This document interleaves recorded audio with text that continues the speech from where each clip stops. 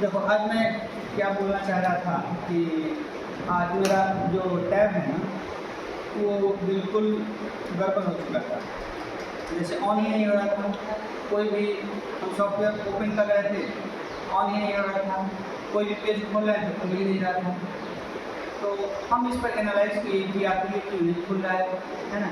तो हमने पाया कि इसमें बहुत सारे इतना पहले से डेटा आ चुका है जो अनयूज्ड डेटा है ना, और वो जो है डिस्टर्ब कर रहा है इसको खोलने में।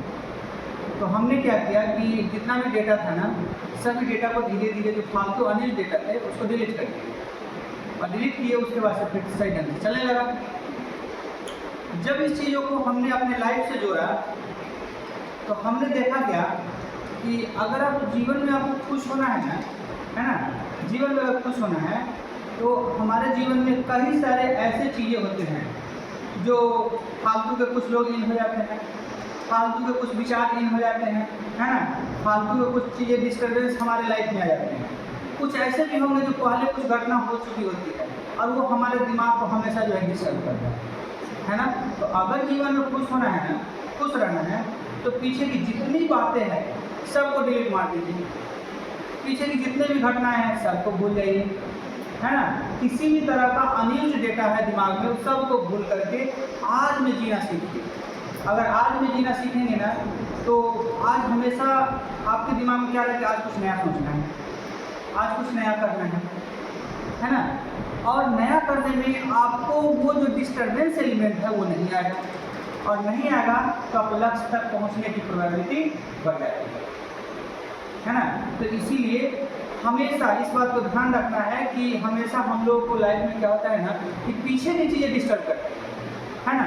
जैसे कल किसी ने हमें मारा, कल मुझे ऐसा किया, कल मेरे साथ ऐसी घटनाएं हो गई, और कल के कारण आज आप परेशान रहते हैं।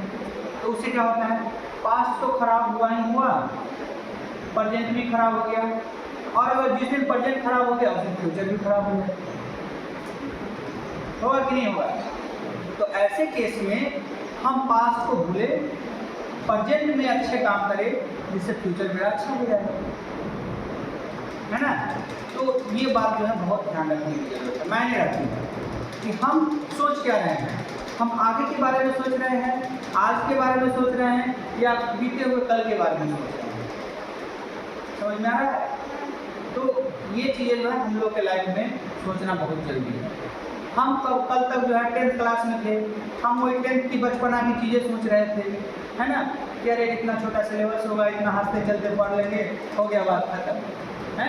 लेकिन जब हम 11th में आते हैं तो हम इतना सारा जो है सिलेबस मिलता है ना, इतना बड़ा पढ़ने को मिलता है।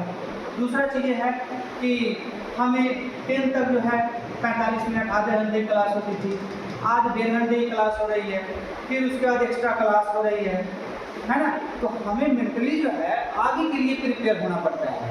लेकिन तो हम खुश होते हैं, लेकिन तकलीफ में कब आते हैं कि यार मुझे तो 10th में जो है इतना ही टाइम मिलता था, इतना ही पढ़ लेते थे, आज मुझे कितना पढ़ना पड़ रहा है, होता है ना। तो उससे तकलीफ होती है ना। लेकिन अगर हम चुनौती ले लेंगे, नहीं मुझे जो आगे आएगा उसे करना है, और अगर करने के बारे में हमने ठान लिया, मतलब हमारे अंदर जो है वो पॉजिटिविटी आएगी, है ना। पॉजिटिविटी आएगा तो अगर काम करेंगे पॉजिटिविटी के साथ तो हमारे अंदर खुशी आती है, कॉन्फिडेंस लेवल आता है ना। और वो जो खुशी आएगी ना वो सबके चेहरे पे नहीं आती, जो करने वाले होते हैं उनको आता है। तो आज का जो हमारा कहने का मैसेज था यही था कि हमने अपने वर्क से कुछ सीखा, हमने अपने वर्क से सीखा। ऐसे देखिए कब आपको कौन सी बात भी अच्छी लग जाएगी ना, कौन सी चीज़ें नए सीख लेंगे ना, आपको पता नहीं चलेगा, समझ गए ना। तो जो लाइफ का सिलेबस होता है ना वो आपको कुछ ऐसा कभी सिखा जाएगी जो आपने कभी अपने सिलेबस में देखा ही नहीं, सोचा ही नहीं, समझ गए ना। तो इसलिए जो है हमेशा आदमी को कुछ ना कुछ करते रहना चाहिए, कर्म करते रहना चाहिए, वो आपको बहुत कुछ सिखा देगा।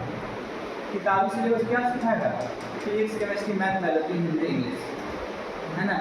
लेकिन जीवन का सिलेबस आपको ऐसा कुछ सिखा जाएगा जो जीवन भर आपके लिए प्रेरणा का स्रोत बन जाएगा, समझ गए ना। इसीलिए थोड़ा सा जो है अलग तरीके से कभी कभी सोचना चाहिए, पीछे की बात को भूलना चाहिए।